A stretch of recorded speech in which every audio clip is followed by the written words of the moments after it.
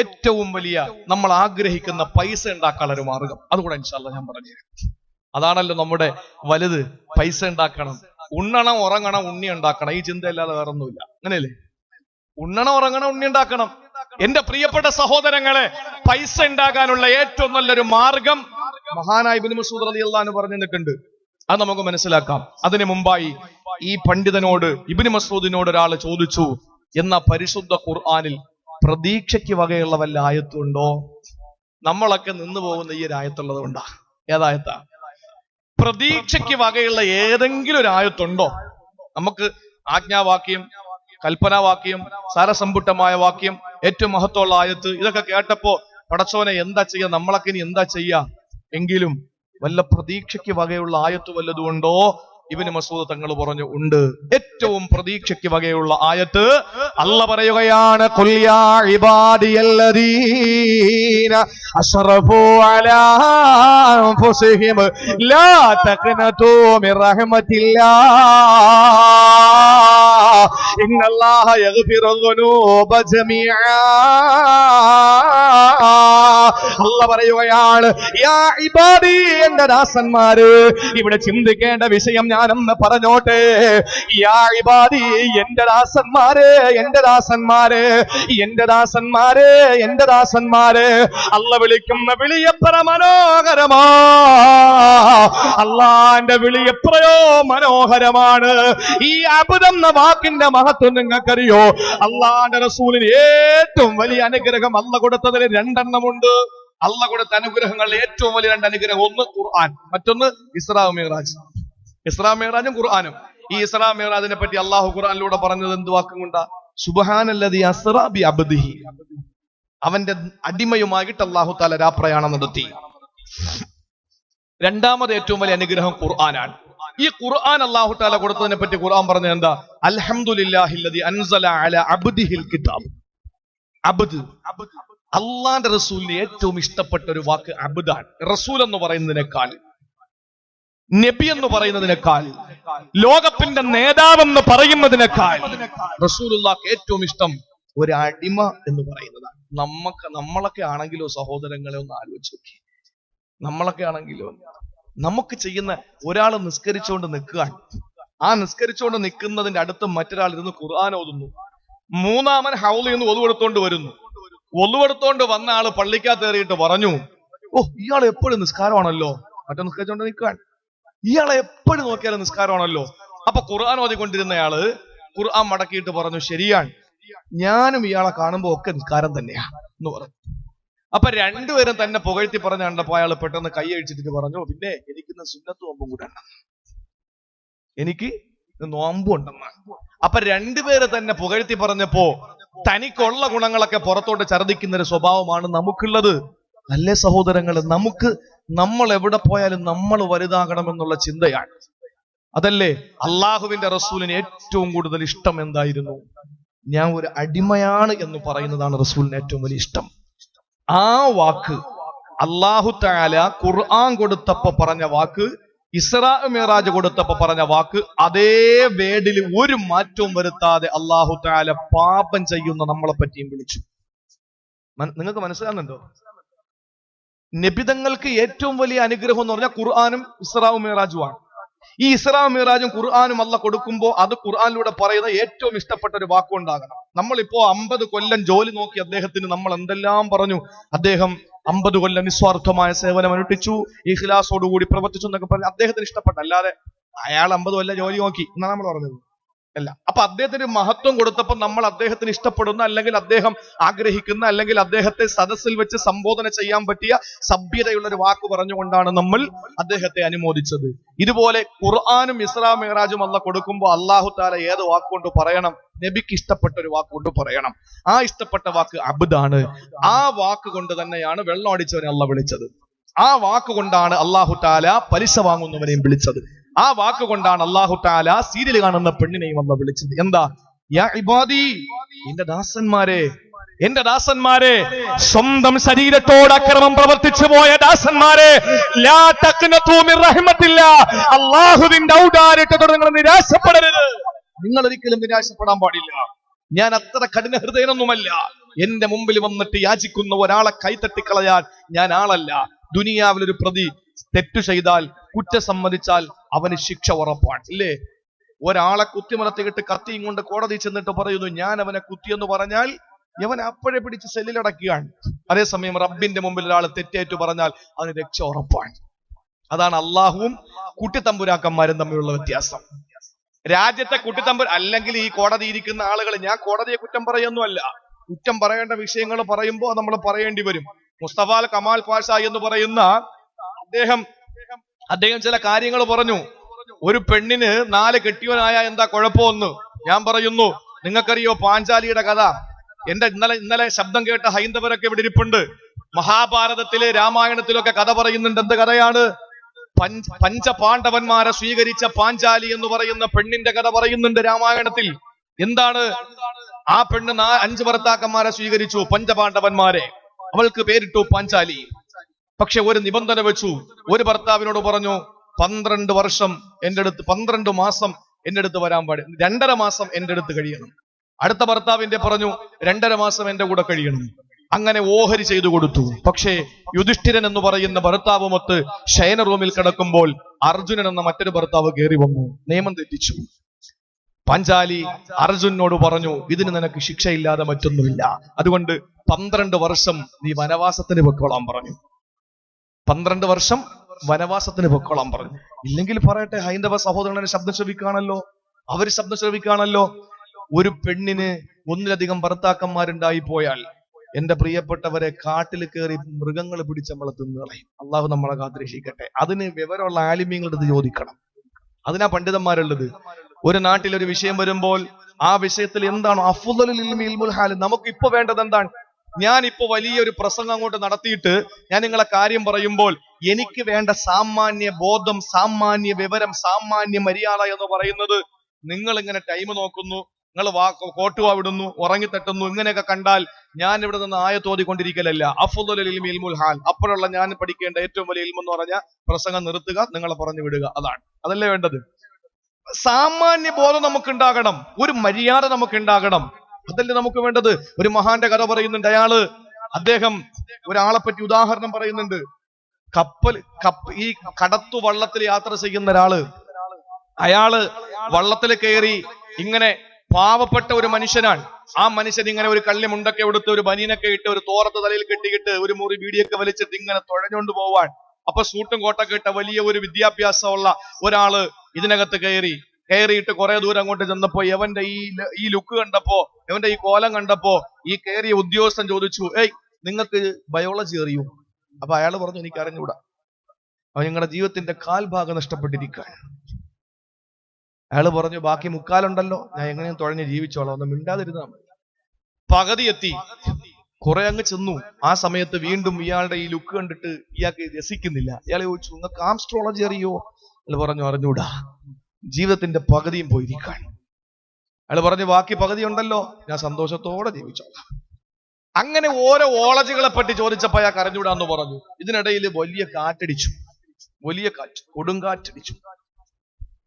ഈ ഇരിക്കുന്ന ഉദ്യോഗസ്ഥൻ പെട്ടെന്ന് ടൈ പിടിക്കും, പെട്ടെന്ന് ബാഗിൽ പിടിക്കും, പെട്ടെന്ന് മൊബൈലിൽ പിടിക്കും, പെട്ടെന്ന് അയാള് വള്ളത്തിൽ പിടിക്കും. ആകെ ഒരു വെപ്രാളം. ഒരു കൂസലും ഇല്ലാതെ തുഴഞ്ഞുകൊണ്ട് നിൽക്കുന്നയാള്, അയാൾക്ക് ഒരു പ്രശ്നവും ഇല്ല.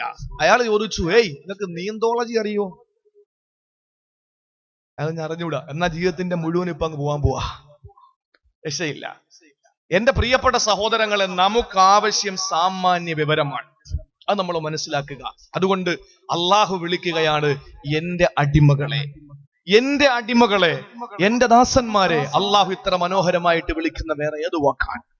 അള്ളാഹു തെറ്റ് ചെയ്യുന്നവരെയും വിളിച്ചു യാ ഇബാദി, എന്റെ ദാസന്മാരെ, എന്റെ മക്കളെ. എങ്ങനെയാണോ ആ രീതിയിൽ അള്ളാഹ് വിളിച്ചിട്ട് പറഞ്ഞു നിങ്ങൾ നിരാശപ്പെടണ്ട, ഞാൻ പാപം പുറത്തു തരാം, ഞാൻ നിങ്ങൾക്ക് പുറത്തു തരാം. പക്ഷെ ഒരു നിബന്ധനയുണ്ട്. എന്താണെന്നറിയോ? എന്താ നിബന്ധന? 1, ചെയ്തുകൊണ്ടിരിക്കുന്നത് അവസാനിപ്പിക്കുക, പിന്നെ ചെയ്യരുത്.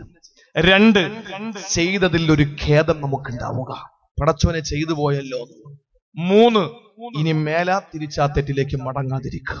ഇത് അള്ളാഹുമായി ബന്ധപ്പെട്ടതാണെങ്കിൽ. ഇനി ജനങ്ങളുമായിട്ട് ബന്ധപ്പെട്ടതാണെങ്കിൽ ഈ 3നോടൊപ്പം തന്നെ ഒന്നുകൂടെ ഉണ്ട്. ജനങ്ങളെ വാതോരാതെ പരദൂഷണം പറഞ്ഞു, ഏഷണി പറഞ്ഞു, അവനെ കുഴപ്പത്തിൽ ചാടിച്ചു, അവനെ ചീത്ത വിളിച്ചു, അവനെ മർദ്ദിച്ചു, അവന്റെ അതിര് തോണ്ടി, അവന്റെ പൈസ അടിച്ചു മാറ്റി, അവനെ എല്ലാ രീതിയിലും ഉപദ്രവിച്ചിട്ട് നേരെ റബ്ബിന്റെ മുമ്പിൽ കൈ ഇങ്ങനെ ഉയർത്തി വെച്ചിട്ട് അല്ലാ അല്ലാ അല്ലാ എന്ന് വിളിച്ചാൽ പടച്ചോൻ പുറത്തു വരൂല. നീ അവിടെ നിന്ന് എഴുന്നേറ്റ് അവന്റെ വീട്ടിൽ പോയി ആദ്യം അവനോട് പൊരുത്തം ചോദിച്ച് അവൻ നിനക്ക് മാപ്പ് തന്നാൽ അന്ന് പുറത്തു വരും. കേൾക്കണോ? ഒരു അമുസ്ലിം സഹോദരൻ തൊട്ടപ്പുറത്തെ വീട്ടുകാരനാണ്. നിന്റെ വീടിന്റെ ബാത്റൂമിന്റെ വെള്ളം എല്ലാം കൂടെ അവന്റെ മണ്ടയ്ക്ക്, അവൻ ഹിന്ദു അല്ലേ, കിടക്കട്ടെ എന്ന് പറഞ്ഞ് അടിച്ചങ്ങോട്ട് വെച്ചു കൊടുത്തു. എന്നിട്ട് നീ പള്ളിയിൽ പോയിരുന്ന് ഇങ്ങനെ തസ്ബീഹായിട്ട് മറിച്ച് നടക്കുകയാണ്. പൊന്നു മോനെ, നിന്റെ തസ്ബീഹ് കളഞ്ഞിട്ട് നീ ആദ്യം പോയിട്ട് ആ വെള്ളം തിരിച്ചു വിട്ടിട്ട് അവരുടെ അടുത്ത് പൊരുത്തം ചോദിക്ക്. സംഭവിച്ചു പോയി. അവിടെ ഇസ്ലാം ഒരിക്കലും മതത്തിന്റെ അതിർവരമ്പുകൾ അവിടെ വരച്ചു കാണിച്ചിട്ടില്ല. ഒരു മുസ്ലിമിനെ സംബന്ധിച്ചിടത്തോളം, എന്റെ പ്രിയപ്പെട്ട സഹോദരങ്ങളെ, എല്ലാവർക്കും പരലോകം ഉണ്ടെന്നല്ലേ വിശ്വസിക്കുക, അല്ലേ? നമ്മൾ മാത്രമാണോ? ഇവിടെ ക്രിസ്ത്യാനികളുണ്ടോ? ഉണ്ടോ? ക്രിസ്ത്യൻ പള്ളിയുണ്ടോ? ഒരു 10 കിലോമീറ്ററിന്റെ ഉള്ളിലുണ്ടോ? ഉണ്ട്. ക്രിസ്ത്യാനികളുടെ പള്ളികളിൽ നിങ്ങൾ കേട്ടിട്ടുണ്ടോ? നമുക്ക് മാത്രമാണോ സ്വർഗമുള്ളത്? നമുക്ക് മാത്രമാണോ? അല്ല. നമ്മൾ മാത്രമല്ല സ്വർഗത്തിൽ വിശ്വസിക്കുക. അമുസ്ലിം സഹോദരങ്ങൾ, ക്രൈസ്തവ സഹോദരങ്ങളെ സൺഡേ സ്കൂളിലൊക്കെ നിങ്ങൾ നോക്കുക, അവരൊക്കെ പറയുന്നത് എന്താണ്? ഞായറാഴ്ചകളില് ക്രിസ്ത്യാനികള് പള്ളിയിലെ ഫാദറിന്റെ മുമ്പിൽ, വികാരി അച്ഛന്റെ മുമ്പിൽ ചെന്ന് കുരിശുമാല അണിഞ്ഞിട്ട് അവര് കുമ്പസാരം നടത്തിയിട്ട് അവർ പറയുന്നത് എന്താണ്? അവര് പ്രാർത്ഥിക്കുന്നത് എന്താണ്? പരലോകമുണ്ടെന്നല്ലേ അവര് പ്രാർത്ഥിക്കുന്നത്. അവർ പ്രാർത്ഥിക്കുന്ന പ്രാർത്ഥനാ വാചകങ്ങൾ എന്താണ്? എൻ സ്വദേശം ഇവിടെയല്ല, ഇവിടെ ഞാൻ പരദേശിവാസിയാണല്ലോ, അക്കരെയാണ് എന്റെ ശാശ്വത നാട്, അവിടെ എനിക്കൊരുക്കുന്ന ഭവനമുണ്ട്. അക്കരയ്ക്ക് യാത്ര ചെയ്യും സിയോൻ സഞ്ചാരി, ഓളങ്ങൾ കണ്ടു നീ ഭയപ്പെടേണ്ട, കാറ്റിനെയും കടലിനെയും നിയന്ത്രിപ്പാൻ ഒരുവൻ പടവിലുണ്ട്. അവർ പ്രാർത്ഥിക്കുന്നത് അങ്ങനെയാണ്. എല്ലാം കണ്ടുകൊണ്ടൊരു ദൈവം ഇരിപ്പുണ്ട്. ഇവിടെയല്ല എന്റെ ജീവിതം, അവിടെയാണ്. പ്രാർത്ഥന നമുക്ക് മാത്രമല്ല, അവരും പ്രാർത്ഥിക്കുന്നവരാ. പ്രാർത്ഥനയ്ക്കുത്തരം നൽകുന്നോനെ, നിന്റെ സന്നിധിയിൽ ഞാൻ വരുന്നേ. അവര് പറയുന്നതാണ്. അവര് പ്രാർത്ഥിക്കുന്നു. അവർക്കും പ്രാർത്ഥനയുണ്ട്, നമുക്കും പ്രാർത്ഥനയുണ്ട്. സ്വർഗം അവർക്കും ഉണ്ട്, നമുക്കുമുണ്ട്. അവര് പറയും, കേൾക്കണേ എന്റെ പ്രാർത്ഥന, നൽകണേ യാചന. അവര് പറയും, ഞങ്ങളുടെ ദുആ, ഞങ്ങളുടെ പ്രാർത്ഥന, യാചന ഒന്ന് സ്വീകരിക്കണേ എന്ന് പറഞ്ഞിട്ട് അവര് ദുആ ചെയ്യുമ്പോൾ നമ്മളും ദുആ ഇറക്കുന്നു. ഹൈന്ദവർ ഞാൻ ഇന്നലെ പറഞ്ഞതുപോലെ, ഓം സദോമാം സദ്ഗമയ തമസോമാം ജ്യോതിർഗമയ മൃത്യോമാം അമൃതം ഗമയ. എന്താ ഹൈന്ദവ സഹോദരങ്ങൾ കേൾക്കല്ലേ? ഓം സദോമാം സദ്ഗമയ തമസോമാം ജ്യോതിർഗമയ മൃത്യോമാം അമൃതം ഗമയ. ഓം ശാന്തി, ഓം ശാന്തി, ഓം ശാന്തി. ഓംകാര പ്രാർത്ഥന. അസത്യത്തിൽ നിന്ന് സത്യത്തിലേക്ക് ഞങ്ങളെ കൈപിടിച്ചു നിർത്തണേ ഈശ്വര. അധർമ്മത്തിൽ നിന്ന് ധർമ്മത്തിലേക്ക് ഞങ്ങളെ കൈപിടിച്ചു നിർത്തണേ ഈശ്വര. അനീതിയിൽ നിന്ന് നീതിയിലേക്ക്, ഇരുളിൽ നിന്ന് വെളിച്ചത്തിലേക്ക് ഞങ്ങളെ ഒന്ന് കൈപിടിച്ചു രക്ഷിക്കുക ഈശ്വര എന്ന് ഹൈന്ദവ സഹോദരങ്ങൾ ഓംകാര പ്രാർത്ഥനയിൽ അവർ പ്രാർത്ഥിക്കുമ്പോൾ, ക്രിസ്ത്യാനികൾ പ്രാർത്ഥിക്കുന്നു, സ്വർഗനാട്ടിലെ പ്രിയൻ തീർത്തിടും സ്വന്തം വീട്ടിൽ ചേർന്നിടുവാൻ മമകാന്തനെ ഒന്ന് കാണുക ദിനം കാത്തു പാത്തിടുന്നു എന്ന് പറഞ്ഞാൽ, ഞാൻ ദൈവത്തെ കാണാൻ വേണ്ടി ആഗ്രഹിച്ചിരിക്കാൻ. നമ്മളാണെങ്കിലോ അല്ലാഹുമ്മ അജ്ർനാ മിനന്നാർ, അല്ലാഹുമ്മ റബ്ബനാ തഖബ്ബൽ മിന്നാ. അല്ലാഹുവേ, ഞങ്ങളുടെ ദുആ സ്വീകരിക്ക്, ഞങ്ങളെ നരകത്തിൽ നിന്ന് രക്ഷപ്പെടുത്ത്, ഞങ്ങളെ ഇരുളിൽ നിന്ന് വെളിച്ചത്തിലേക്ക് കൊണ്ടുവാ. എല്ലാ മതങ്ങളും പറയുന്ന ഒന്ന് തന്നെയാണ്. എല്ലാവരുടെയും രക്തം ചുവപ്പ് തന്നെയാണ്. എല്ലാവരുടെയും നാവ് തന്നെയാണ് രുചിക്ക് അറിയിക്കുന്നത്. എല്ലാവരുടെയും കണ്ണ് തന്നെയാണ് കാഴ്ച അറിയിക്കുന്നത്. എല്ലാവരുടെയും ശ്രവണപുടങ്ങൾ തന്നെയാണ് കേൾവി അറിയിക്കുന്നത്. എല്ലാവരുടെയും ശരീരത്തിന്റെ തൊലി തന്നെയാണ് സ്പർശനശേഷി അറിയിക്കുന്നത്. പിന്നെ എവിടെയാണ് എന്റെ പ്രിയപ്പെട്ടവരെ അവരുടെ വിശ്വാസം? ചിലർ വിശ്വസിക്കുന്നു ഇന്നതാണ് ശരി, ചിലർ വിശ്വസിക്കുന്നു ഇന്നതാണ് ശരി, ചിലർ വിശ്വസിക്കുന്നു ഇന്നതാണ് ശരി. എന്തിനാണ് തമ്മിലടിക്കുന്നത്? മതങ്ങൾ മനുഷ്യനെ അടുപ്പിക്കാനാണ്, അടിപ്പിക്കാനല്ല. അത് മനസ്സിലാക്കുക. അതുകൊണ്ട് ഞാൻ അറിഞ്ഞെടുത്തോളം കണ്ണൂർ ജില്ലയാണ്, എന്തു പറഞ്ഞാലും പേടിക്കേണ്ട ജില്ലയാണ്. പക്ഷേ ഞാൻ ഈ നാടിനെ പറ്റി മുഴുവനായിട്ടൊന്ന് പഠിച്ചു. ഈ നാട്ടിൽ ഹൈന്ദവനും ക്രിസ്ത്യാനിയും മുസൽമാനും സന്തോഷത്തോടെ കഴിയാൻ അള്ളാഹു നിലനിർത്തി തന്ന് അനുഗ്രഹിക്കുമാറാവട്ടെ. ഇവിടെ ഏതെങ്കിലും ഒരു മുസ്ലിം വീണുപോയാൽ, പള്ളിയിൽ നിന്ന് ഇറങ്ങുമ്പോൾ ഒരു മുസ്ലിം തളർന്നു വീണാൽ, അമ്പലത്തിൽ പോകുന്നവന് വണ്ടി എടുത്തുകൊണ്ടിട്ട് പോകണം. അമ്പലത്തിൽ പോയിട്ട് വരുന്നവന് മറിഞ്ഞു വീണാൽ ചർച്ചിൽ നിന്ന് ഇറങ്ങി വരുന്നവൻ രക്ഷപ്പെടുത്തണം. അങ്ങനെയാണ് മനുഷ്യന്. പിന്നെ പരലോകത്ത് ഇവിടെ എല്ലാവർക്കും ഒരുപോലെ, പരലോകത്ത് നല്ലതാര് ചെയ്തു അവരവരുടെ വിശ്വാസം അവരവരുടെ രക്ഷിക്കും. എന്റെ പ്രിയപ്പെട്ട സഹോദരങ്ങളെ, ഇസ്ലാം പറയുന്നു ഇസ്ലാമാണ് ശരിയെന്ന്. കാരണം അള്ളാഹുവിന്റെ ആയത്തുകളും ഹദീസുകളും റസൂലുള്ളാഹിന്റെ ഹദീസുകളും മുൻനിർത്തിയിട്ട് നമുക്ക് വിശദീകരിക്കാൻ കഴിയും. അതുകൊണ്ട് എന്റെ പ്രിയപ്പെട്ട സഹോദരങ്ങളിലേക്ക് പറയാനുള്ളത്, തമ്മിലടിക്കാതെ ഈ ഒരു മതേതരത്വം, ഈ ഒരു പരസ്പരമുള്ള സാഹോദര്യം അത് നിലനിർത്തണം. അള്ളാഹു തൗഫീക്ക് നൽകി അനുഗ്രഹിക്കുമാറാവട്ടെ. അത് നമ്മുടെ പ്രിയപ്പെട്ട മക്കളിലൂടെ പകർന്നു കൊടുത്ത് നാളെ ഏറ്റവും വലിയ മതേതരത്വത്തിന്റെ നിലയ്ക്കാത്ത ശബ്ദമായി കാങ്കോൽ എന്ന് പറയുന്ന ചെറിയ ഒരു ഗ്രാമം മാറി ഈ ജില്ലയ്ക്ക് തന്നെ ഒരു വലിയ നഷ്ടപ്പെട്ടു പോയ പേരുദോഷത്തിന്റെ ഒരു പേര് തിരിച്ചുവരവിനുള്ള ഒരു രംഗം നമ്മളാൽ ഉണ്ടാക്കിയെടുക്കണം. അള്ളാഹു തൗഫീക്ക് നൽകി അനുഗ്രഹിക്കുമാറാവട്ടെ. എന്റെ സഹോദരങ്ങളെ, ഈ വലിയൊരു മഹാൻ മരിക്കാൻ കിടക്കുകയാണ്. ഞാൻ ചുരുക്കുന്നു, സമയം ഇനി 5 മിനിറ്റ് പ്രസംഗത്തിന് എനിക്കുള്ളൂ. മരിക്കാൻ കിടക്കുകയാണ്. ആ സമയത്ത് അന്നത്തെ ഖലീഫ ഉസ്മാൻ റളിയല്ലാഹു അൻഹു സക്കറാത്തിന്റെ ഹാലിൽ കിടക്കുന്ന ഇബ്നു മസ്ഊദ് തങ്ങളെ കാണാൻ വേണ്ടി പോയി. ഇനി നിങ്ങൾ ശ്രദ്ധയോടെ കേട്ടോളി. ഇബ്നു മസ്ഊദ് റളിയല്ലാഹു തആല അൻഹു സക്കറാത്തിന്റെ ഹാലിലാ. ആ സമയത്ത് ആ നാട്ടിലെ ഖലീഫ ഉസ്മാൻ ഇബ്നു അഫ്ഫാൻ റളിയല്ലാഹു അൻഹു കാണാൻ ചെല്ലുകയാണ്. അവിടേക്ക് ചെല്ലുന്ന സമയത്ത് സക്കറാത്തിന്റെ ഹാലിലാ കിടക്കുന്നത്. ആ സമയത്ത് ഉസ്മാൻ തങ്ങൾ ഖലീഫയല്ലേ വന്നിട്ട് ചോദിക്കുകയാണ്, അല്ലയോ അല്ലയോ ഇബ്നു മസ്ഊദ്, നിങ്ങൾ മരിക്കാൻ കിടക്കുകയല്ലേ, വല്ല ആഗ്രഹവും നിങ്ങൾക്കുണ്ടോ? എന്തെങ്കിലും ആഗ്രഹം നിങ്ങൾക്ക് പറയാനുണ്ടോ? ആ സമയത്ത് ഇബ്നു മസ്ഊദ് പറഞ്ഞതെന്നറിയോ? മരിക്കാൻ കിടക്കുന്ന ഇബ്നു മസ്ഊദിന്റെ ആഗ്രഹം പറയുകയാ, ഇന്ന് മക്കളുടെ മുമ്പിൽ, മരുമക്കളുടെ മുമ്പിൽ, പേരക്കുട്ടികളുടെ മുമ്പിൽ, അരിയന്മാരുടെ മുമ്പിൽ, കുടുംബക്കാരുടെ മുമ്പിൽ, തറവാട്ടിൽ കിടക്കുന്ന ഉപ്പാ മരണവുമായി ബന്ധപ്പെട്ട് കാലുകാലോട് മുട്ടിയുരുമുമ്പോ, കണ്ണിനോട് സലാ പറയുമ്പോ, ഈ ലോകത്തുള്ള ജീവിതം പൂർത്തിയാക്കിയിട്ട് പരലോകത്തിന്റെ പ്രഥമ കവാടമായ ഖബറിലോട്ട് പോകോ നീ തയ്യാറെടുത്ത് കിടക്കുമ്പോ നിന്നോട് ചോദിക്കുകയാണ്, എന്താഗ്രഹമാ നിനക്കുള്ളതെന്ന് ചോദിച്ചാ നിന്റെ തൊണ്ടക്കൊടികൾ ആത്മാവെത്തുമ്പോൾ നിനക്കെന്ത് പറയാനാ പെങ്ങളെ, എന്ത് പറയാനാ?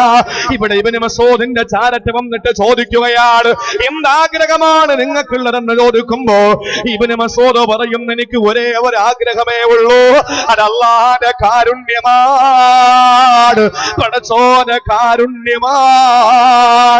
എന്റെ നാടന്റെ ആ കാരുണ്യമാണ് ഞാൻ കൊതിക്കുന്നത്. ചോദിച്ചു രണ്ടാമത് ചോദിക്കുകയാണ്, നിങ്ങൾക്ക് എന്തെങ്കിലും വിഷമമുണ്ടോ, ദുഃഖമുണ്ടോ, എന്തെങ്കിലും പരിഭവമുണ്ടോ, എന്തെങ്കിലും പ്രയാസമുണ്ടോ? ആ സമയത്ത് ഇബ്നു മസ്ഊദിന്റെ മറുപടി എന്തെന്നറിയോ? ഉണ്ട് ഉസ്മാൻ തങ്ങളെ, എനിക്കൊരേ ഒരു ദുഃഖമേ ഉള്ളൂ. എന്ത് ദുഃഖമാണ്? ഉസ്മാൻ തങ്ങളോട് പറയുകയാണ്, നിറഞ്ഞൊഴുകുന്ന കണ്ണുകളാ, കണ്ണുനീരുട്ടുള്ളികളെ ചാലറ്റ് കവിൾത്തടത്തിലൂടെ ഒഴുകുകയാ. ഇബ്നു മസ്ഊദ് പറയുന്നു, ഉസ്മാൻ തങ്ങളെ, എന്റെ ദുഃഖം എനിക്ക് ഒരേ ഒരു വിഷയത്തിലേ ഉള്ളൂ, അത് ചെയ്തു പോയ പാപങ്ങളില്, ഞാൻ ചെയ്ത പാപങ്ങളും ഞാൻ എന്റെ കബറിന്റെ ഉള്ളിൽ ഒറ്റയ്ക്കല്ലേ, അതുകൊണ്ട് ഞാൻ വല്ലാതെ പേടിക്കുകയാണ്. ആ സമയത്ത് ഉസ്മാൻ തങ്ങളുടെ കീശയിൽ കിടന്ന കുറച്ച് സ്വർണ്ണാഭരണം എടുത്ത് ഇബ്നു മസ്ഊദിന്റെ നേരെ നീട്ടിയിട്ട് ചോദിക്കുകയാണ്, ഇബ്നു മസ്ഊദ്, നിങ്ങൾ ഇന്നേ വരെ ബൈത്തുൽ മാലിൽ നിന്നും ഒന്നും പറ്റിയില്ലല്ലോ, നിങ്ങളൊന്നും ഇന്നേ വരെ സ്വീകരിച്ചില്ലല്ലോ, ഇന്ന് വരെ ഒരു നയാ പൈസ പോലും നിങ്ങൾ സ്വീകരിച്ചില്ലല്ലോ, അതുകൊണ്ട് ഇത് നിങ്ങൾക്ക് ഇരിക്കട്ടെ എന്ന് പറഞ്ഞപ്പോ ഇബ്നു മസ്ഊദ് പറയുകയാണ്, തൊണ്ട പൊട്ടിപ്പിടിച്ച് കഴുത്ത് പൊട്ടിപ്പിടിച്ചിട്ട് പറയുകയാണ്, ആത്മാവ് വിട പറയാനെടുത്തിരിക്കുന്നു, ഉസ്മാൻ തങ്ങളെ, എനിക്കെന്തിനാ എനിക്കെന്തിനാണ് പൈസ, എനിക്കെന്തിനാണ് പൈസ? പക്ഷേ കാങ്കോളിലെ മുസ്ലിമേ, നിനക്കത് പറയാൻ പറ്റുമോ? അല്ലാഹു പറഞ്ഞു, അൽഹാകുമുത്തകാസുർ, അൽഹാകുമുത്തകാസുർ, അൽഹാകുമുത്തകാസുർ.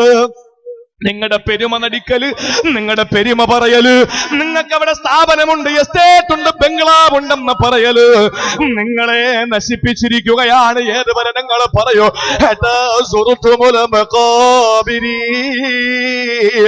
നിങ്ങളുടെ പള്ളിക്കാട്ടിലേക്ക് കൊണ്ടുവെക്കുന്നത് വരെ പറയുമെന്നാ ഇവിടെ ഇബ്നു മസ്ഊദ് ഉസ്മാൻ എന്ന ഖലീഫയോട് ചോദിക്കുകയാ, എനിക്കെന്തിനാ കാശ്, എനിക്കെന്തിനാ പൈസ, എനിക്കെന്തിനാ? കാരണം ഞാൻ മരിക്കാൻ പോവുകയല്ലേ. ഉസ്മാൻ തങ്ങൾ പറഞ്ഞു, നിങ്ങൾക്കത് ഉപകാരപ്പെടില്ലെന്നിരിക്കാം, പക്ഷെ നിങ്ങളുടെ പെൺമക്കൾക്ക് ഉപകാരപ്പെടും, നിങ്ങളുടെ പെൺമക്കൾക്ക് ഇത് ഉപകാരപ്പെടും. അതുകൊണ്ട് ഈ പൈസ കുറച്ച് നിങ്ങൾ പിടിച്ചോളി. ആ സമയത്ത് ഇബ്നു മസ്ഊദ് റളിയല്ലാഹു അൻഹു ചങ്കൂറ്റത്തോടെ പറഞ്ഞു, ഉസ്മാൻ തങ്ങളെ, എനിക്കെന്റെ പെൺമക്കളുടെ വിഷയത്തിൽ വേവലാതിയില്ല, എനിക്കെന്റെ പെൺമക്കളുടെ വിഷയത്തിൽ ആവലാതിയില്ല, എനിക്കെന്റെ പെൺമക്കളുടെ വിഷയത്തിൽ ഒരു ഭയം തെല്ലുമില്ല, എനിക്കെന്റെ പെൺമക്കളുടെ വിഷയത്തിൽ യാതൊരു പ്രയാസവും ഇല്ല. എന്തുകൊണ്ടെന്ന് ചോദിച്ചപ്പോൾ, പണമുണ്ടാക്കാൻ എന്റെ പെൺമക്കൾക്കറിയാം. അത് നെയ്യപ്പവും ഉണ്ണിയപ്പവും വെള്ളപ്പവും ചുട്ടിട്ടല്ല, മറിച്ച് ഇബ്നു മസ്ഊദ് റളിയല്ലാഹു അൻഹു പറഞ്ഞു കൊടുത്തു, എന്റെ പെൺമക്കൾ ഇന്ന പെൺമക്കളാണ്,